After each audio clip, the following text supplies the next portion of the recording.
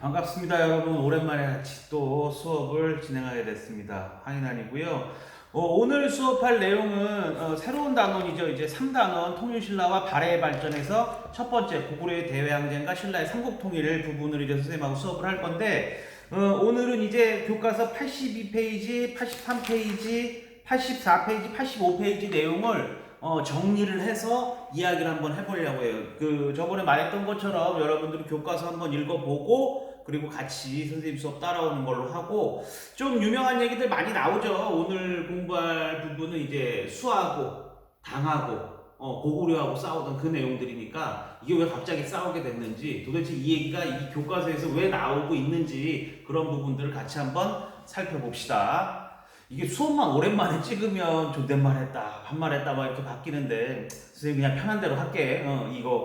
이거 신경 쓰다 보니까 수업이 더 잘 안 되는 것 같아. 아주 아우 죽겠어. 아주 이제 며칠 있으면 학교에서 보게 될 텐데 언제 다시 수업을 같이 하게 될지, 학교 와도 또 이제 또 수행평가 하고 그러면 수업을 교실에서 할 수 있을지 모르겠다. 어쨌든 이제 82페이지부터 내용을 한번 좀 보자면, 지금 여기서 얘기하고 있는 건 뭐냐면, 그러니까 500년대 후반부터 600년대까지 이 국제정세에 많은 변화가 있어. 우리 앞에서 그 공부했었잖아. 이 고대사를 100년 단위로 잘라서 보자면 4세기는 누구의 시대? 4세기 300년대는 백제의 시대고, 5세기 400년대는 고구려의 세대였고, 그 다음에 6세기 500년대는 누가 주도권을 잡게 되는, 신라가 주도권을 잡게 되는 이제 그런 시기였지. 그런데 신라가 주도권을 이제 진흥왕, 버풍왕 진흥왕을 거치면서 그 주도권을 잡고 한강력을 확보하고 영토 확장을 했지만, 백제나 고구려가 뭐 그렇게 무너져 가는 그런 상황은 아닌 거잖아. 어쨌든 얘들도 고구려나 백제는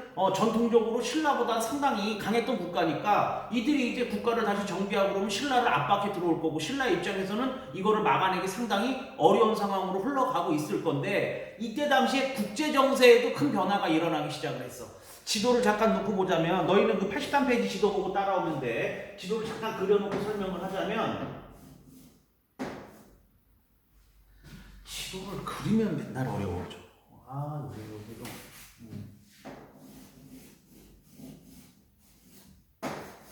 뭐 이렇게 했다 쳐.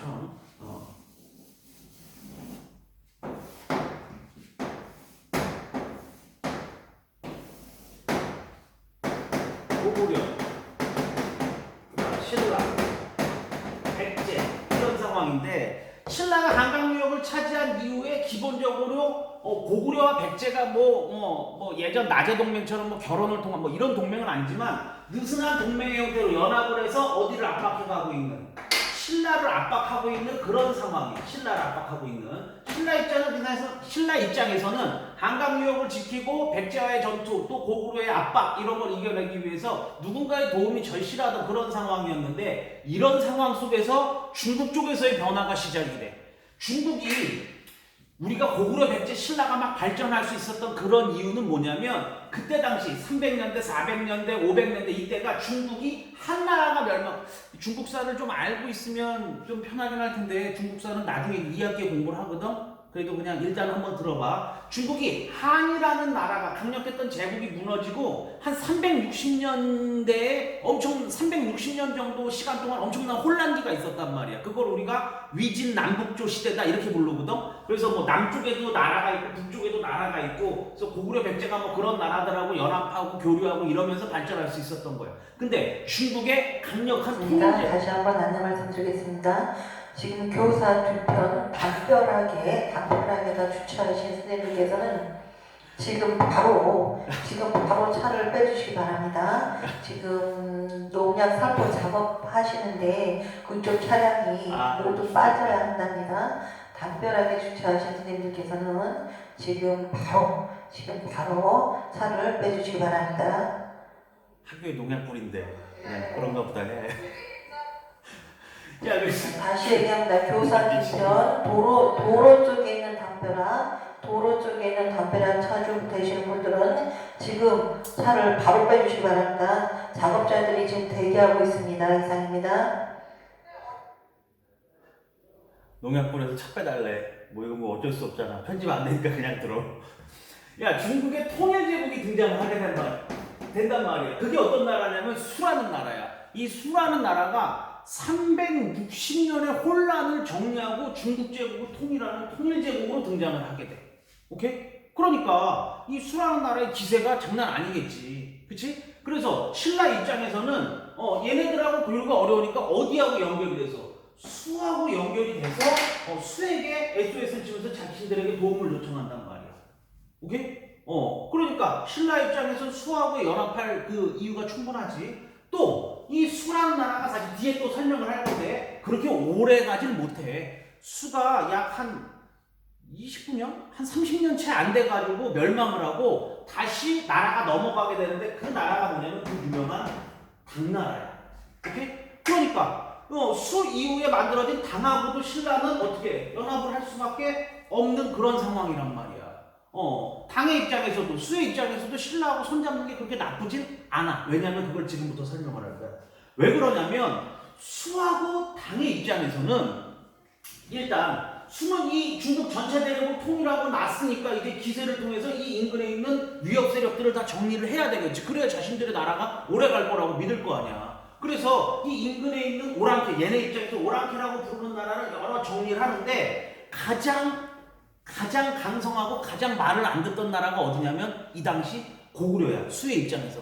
고구려 입장에서도 예전에 우리 그 얘기했었잖아. 고구려는 얘들하고 상관없이 이 지역은 자신들이 주인이다. 천하의 중심은 우리다. 라는 이런 대세관을 가지고 있었던 나라니까 수가 통일하고 나서 각 나라들의 머리를 조아려라. 아니면 이제 사신을 보내라. 이렇게 요구를 하는데 수의 입장에서 뭐야 이 새끼들.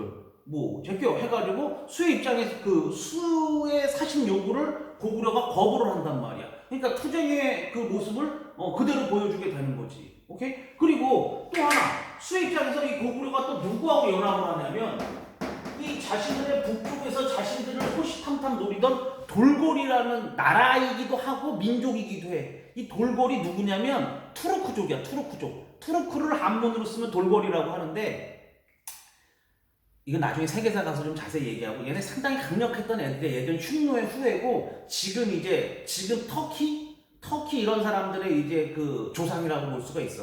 어쨌든 이 돌골도 상당히 눈에 가시처럼 느끼는데 이 고구려가 어디하고 연합을 하고 돌골과 연합을 하고서 상당히 수와 나중에 만들어지는 당을 압박을 한단 말이야. 그러니까 수의 입장에서는 이 고구려를 견제하기 위해서 누구하고 손을 잡는 게 신라하고 손을 잡는 게 그렇게 나쁜 선택은 아닌 거지. 오케이? 그래서 이런 대립관계가 만들어지고 백제 입장에서 백제는 뭐 수단과 겨룰 만한 지금 국력은 아니고 백제 입장에서는 이 신라를 견제하기 위해서 어디하고 손을 잡고 있는데 고구려와 손을 잡고 있는데 전통적으로 백제는 가까이 지내던 나라가 어디야? 여기 우리 지금 일본이라고 부르는 이 당시에 이제 일본이라는 나라가 나라명이 없을 때인데 그냥 통칭외라고 불러. 왜? 전통적으로 백제는 어디하고 가까이 지내던 세력이니까 외하고 가까이 지내던 세력이니까 자연스럽게 6세기 말 7세기 초 그러니까 500년대 후반부터 600년대 초반에 이 동쪽 동아시아의 외교 정세가 이렇게 만들어지게 되는 거예요. 어디하고 어디가 연합이 되면서 돌골, 고구려, 백제, 외가 연합이 되면서 자연스럽게 남북 세력이 힘을 잡게 되고 그 다음 신라와 어디가 손을 잡으면서 당이 손을 잡으면서 신라와 수당의 동서 세력이 대립을 하게 되는 오케이? 돌골 고구려 백제 외의 남북 세력과 신라와 수당의 동서 세력이 대립을 하게 되는 국제 외교 관계가 만들어지게 되는 거지. 그래서 이 당시에 이 외교를 뭐라고? 십자 외교다. 이렇게 부르게 되는 거예요. 오케이? 요거 좀 기억을 하고 결국은 이 스토리의 라인이 결국 끝에 뭘로 이어지게 되는 거야. 다음 시간에 공부할 신라의 삼국통일로 이어지게 되는 거지. 오케이? 자, 이런 상황 속에서 이제 어디가 수나라와 당나라가 고구려를 침략하게 된다고. 그 침략을 우리가 어떻게 해? 막아내게 되지. 우리 중에서도 누가? 고구려가. 그래서 그 유명한 수나라의 침략을 막아낸 살수대첩과 당의 침략을 막아낸 안시성 싸움이 여기서 이야기가 나오게 되는 거야. 오케이? 그러면 그 이야기를 한번 해보자. 자, 뭐 고수전쟁이라고도 얘기하고 여수전쟁이라고도 얘기하는데 어쨌든 고구려와 수나라하고의 전투 얘기를 잠깐 살짝 해보자면 일단 수의 입장에서 아까 얘기한 것처럼 고구려가 자신들에게 숙일 마음이 없다는 걸 확인을 했잖아. 그치? 그리고 나니까 어떻게든 세력이 강할 때 나중에 위협이 될 수 있는 세력은 정리를 해야 되는, 이게 외교의 기본이잖아. 그치? 그러니까 수의 입장에선 고구려의 침략할 기회를 노리고 있었단 말이야. 이런 이야기가 이제 어디에도 전해지니까 고구려에도 전해지고, 고구려는 뭐 원래 처음부터 얘기했었지. 애초에 얘네는 그냥 싸움이 민족성인 나라니까. 그치? 수의 입장에서 고구려의 입장에서 수나라를 선제 공격하는 그런 이제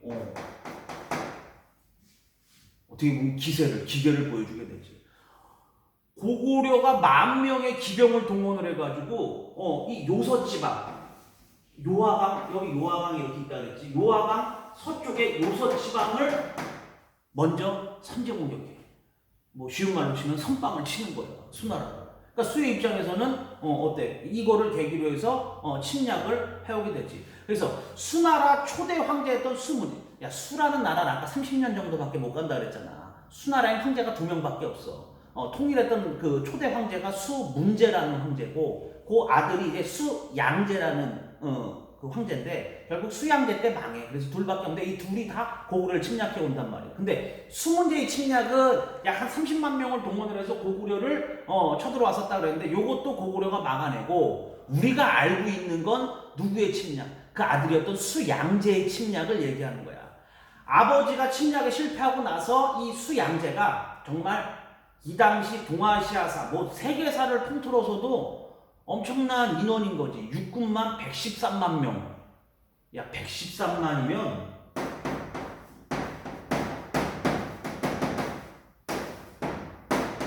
아니 중국 쪽 기록에 그래. 113만 명을 113만 7천인가 정확히는 중국 쪽 기록에 그렇게 동원을 했다고 기록에 나와 있는데, 이게 뭐 진짜인지 가짜인지 모르겠어.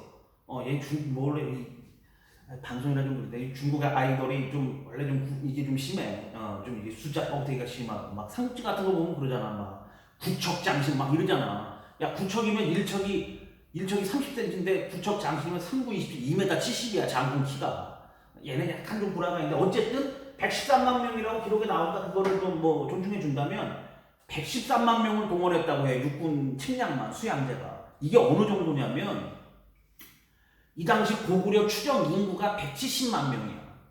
170만 명짜리 나라에 113만 명이 쳐들어온 거야. 이 정상이냐? 지금 우리 인구가 5천만이면 비율로 따지자면 어느 나라가 우리나라에 한 4,300만 명 정도 쳐들어온 거지. 이걸 고구려가 막아낸 거라고. 스토리는 이렇게 가. 스토리는 요 지도 잠깐 살짝 그리고 가.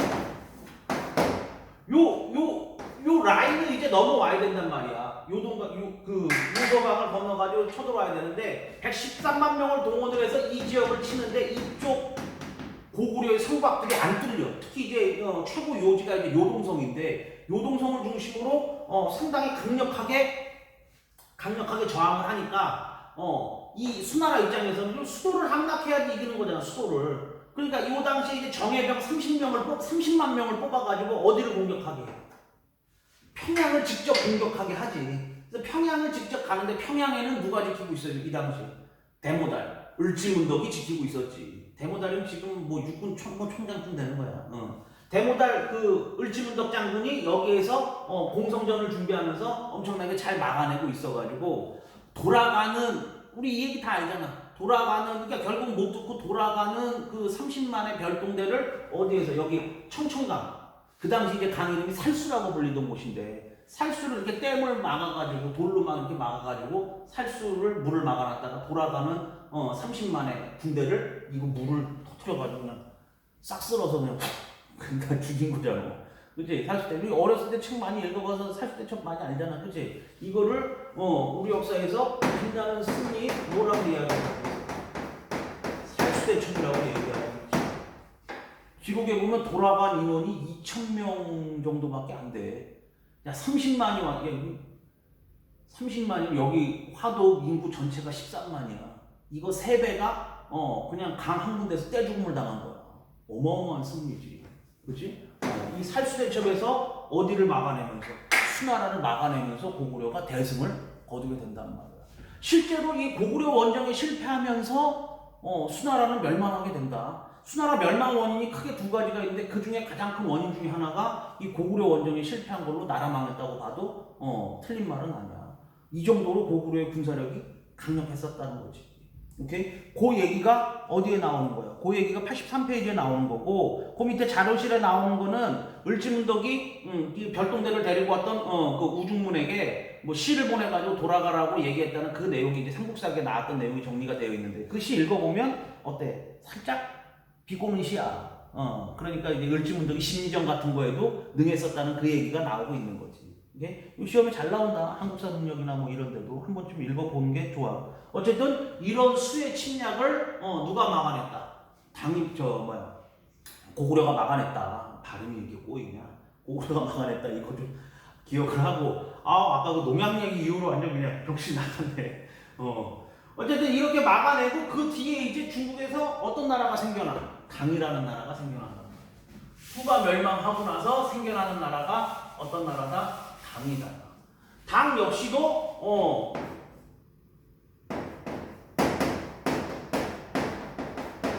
어디를 침략해오게 돼? 고구려를 침략해오게 되는데, 요거는 스토리가 좀 그래. 당의 입장에서는 수가 고구려 침략해서 망했는 걸 알잖아. 근데 교과서는 84페이지 내용이에요. 84페이지.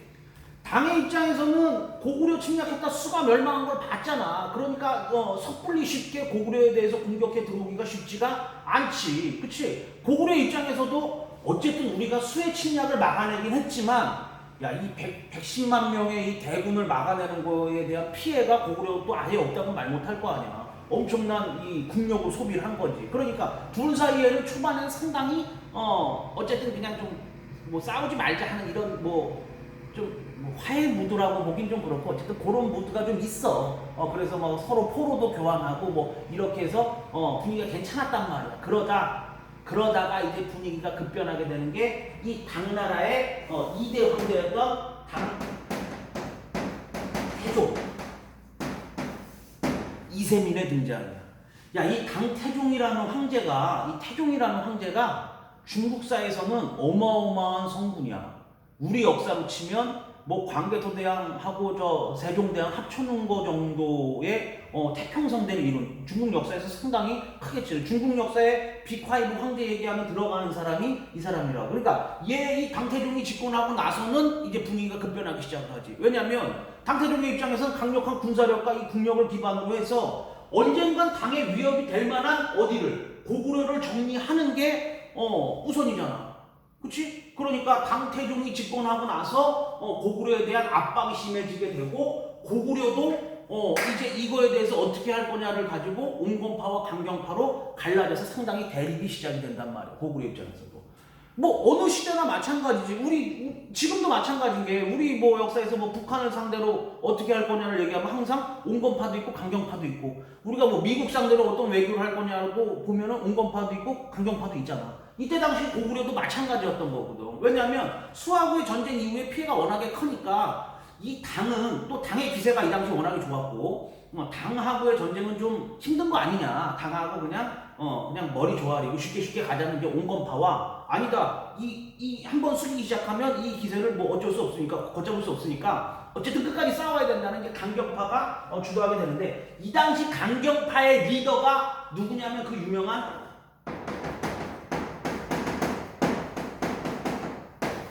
연개소문이야.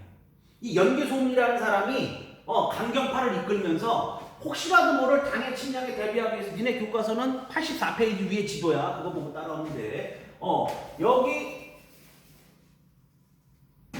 부여성부터 비사성까지 천리장성이라는 장성을 쌓아. 한 20년에 걸쳐서. 이 장성 쌓는 책임자가 연개소문이었고, 연개소문이 이쪽 라인에다가 그래서 고구려의 군사력을 모두 모으고 이 군사력을 자기 기반으로 만들게 되지. 그래서 이 군사력을 기반으로 해서 쿠데타를 일으켜가지고 이 당시 왕이었던 영양왕 때려 죽이고, 온건파 대신들 다 잡아 죽이고, 자기가 이제 그 허수아비 왕이었던 보장왕을 세우고 자기가 모든 권력을 다 차지하게 된단 말이야. 그러면서 고구려의 최고 권력자가 누구로 등장하게 되는 계기야? 연개소문으로 등장하게 되는 계기가 되는 거지. 오케이? 그래서 연개소문이 왕은 아니야. 이 사람이 이제 망리지. 자기는 이제 더 큰 망리지다 그래서 대망리지다 이렇게 얘기했었는데, 망리지가 뭐냐면 앞에서 공부했었던 고구려의 대대로 있지, 대대로. 그 대대로가 후에 고구려 후기의 이름이 망리지로 바뀌어. 그리고 이 영계소문은 자기는 일반 망리지랑 다르다 해가지고 그 앞에다 대자를 붙인단 말이에요. 그래서 자기 스스로가 대망리지의 자리에 올라서 고구려를 이제 이끌게 되는 거지. 그러면 당태종의 입장에서는 이제 전쟁에 쳐들어갈 명분이 생겼잖아. 왜냐하면 아니 자기들하고 협력하던 온건파를 영계소문이 다 때려 죽이고 쿠데타를 일으켰으니까 이걸 계기로 해서 당태종이 어디를 침략하게 돼? 고구려를 침략해 오게 된단 말이에요. 이 당시 고구려 그 침략에 동원됐던 당태종의 군대가 한 30만 명 정도 된다 그래. 30만 명. 이것도 어마어마한 숫자가. 그렇지? 근데 실제로 당태종이 이끌던 그 당나라의 군대는 상당히 정예군이었던 것 같아. 그래서 앞선 시대의 이 수나라하고의 전쟁하고는 스토리가 좀 달라져. 왜냐하면 수나라하고의 전쟁 때는 이쪽에 이제 요동에 있었던 이제 7개 핵심 성들이 잘 버텨주면서 싸웠는데 요번에는 다 깨져. 뭐 요동성, 대감성 다 깨져. 다 깨지고 나서 느닷없이 사실은 좀 시골의 가장 작은 성이었던 어디가 투쟁의 핵심으로 떠오르는 거야. 그 유명한 안시성이 투쟁의 핵심으로 떠오르는 거지. 이 당시 안시성을 이끌던 영화 재작년에 나온 영화 봤나? 안시성 조인성 나오는 영화. 뭐 역사적으로 완전 똑같다고는 할 수 없는데 그냥 기본적인 스토리 라인은 안시성 싸움하고 비슷하니까 뭐 한번 봐두고 나쁘진 않을 영화예요. 어쨌든 그 안시성을 이끌던 그 당시 이제 성주가 양만춘이었는데 이 양만춘을 중심으로 해가지고 해서 이 엄청나게 이제 여기서 저항을 한 거지. 당태종이 직접 와 군대 끌고서 안시성이 어디야 해가지고 직접 온다고. 직접 와가지고 2달간을 여기서 거의 40일, 45일 정도라고 얘기하는데 40일 정도를 안시성의 파상공세를 쏟아붓는데 안시성이 이걸 다 막아내. 실제로 그 영화에서도 보면 그 산을 쌓는 장면이 나와. 흙을 퍼날라가지고 성이 안 뚫리니까 성을 걸어 넘어가려고 성 옆에다 산을 쌓는다고. 토산을. 실제 있었대 기록에 보면. 근데 그거를 무너뜨리면서 안시성이 저항을 하지. 오케이?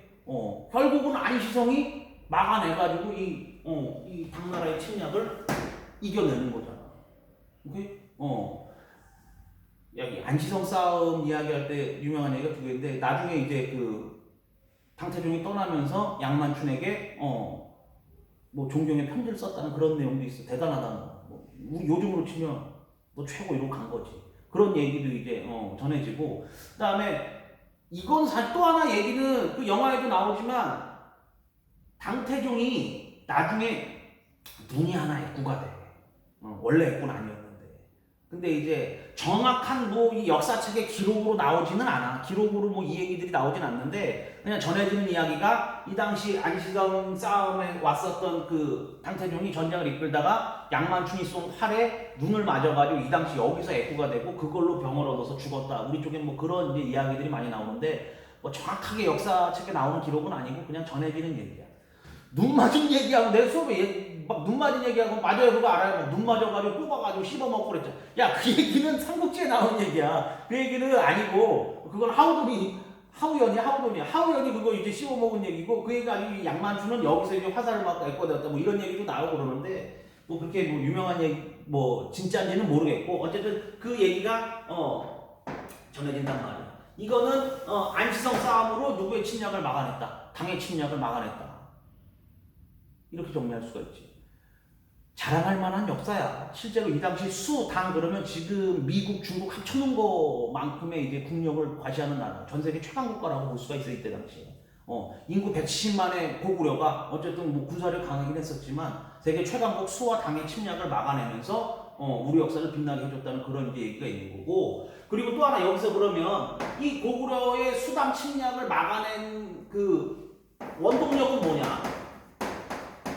어떻게 막아낼 수 있었느냐? 그 얘기가 85페이지 탐구활동에 나오는 거야. 고구려는 성곽 방어 체계가 잘 돼 있어가지고 쳐들어온다 그러면 평지 막을 다 불지르고 버리고 산에 올라가서 성곽 안에서 강력하게 저항을 할 수 있었던 그런 이제 군사 기술이 있었던 거고. 두 번째, 요동 지방에 철이 많이 나와가지고 이 풍부한 철을 중심으로 무기를 많이 만들어내서 막을 수 있었다는 거고. 세 번째, 거기 고구려 병사들은 기본적으로 원래 뭐 우리 고구려 초창기 때 얘기했잖아. 막 훔치고 다니면서 싸움 잘했다고. 고구려 나라 전통 자체가 이제 전통적으로 강력한 군사력을 기반으로 했던 나라였기 때문에 그런 원인으로 침략을 막아낼 수 있었다는 것을 이야기하고 있는 거고, 요 단원에서는. 그 다음, 이 고구려가 수당의 침략을 막아낸 건 우리 역사에 어떤 의미가 있느냐?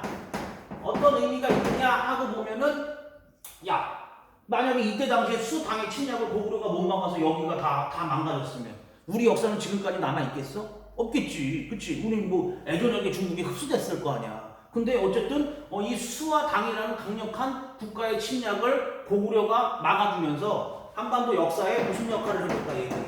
방파제 역할을 해줬다. 우리 민족의 역사를 지켜내는 뭐라 그래야 돼? 뭐 파도 맞는 거 방파제 역할을 해줬다. 뭐 방패 역할을 해줬다. 이렇게 볼 수도 있는 거지. 오케이? 그래서 그 이야기를 지금 이 84페이지, 85페이지까지 해가지고 이렇게 길게 얘기하고 있는 거예요, 지금 교과서에서.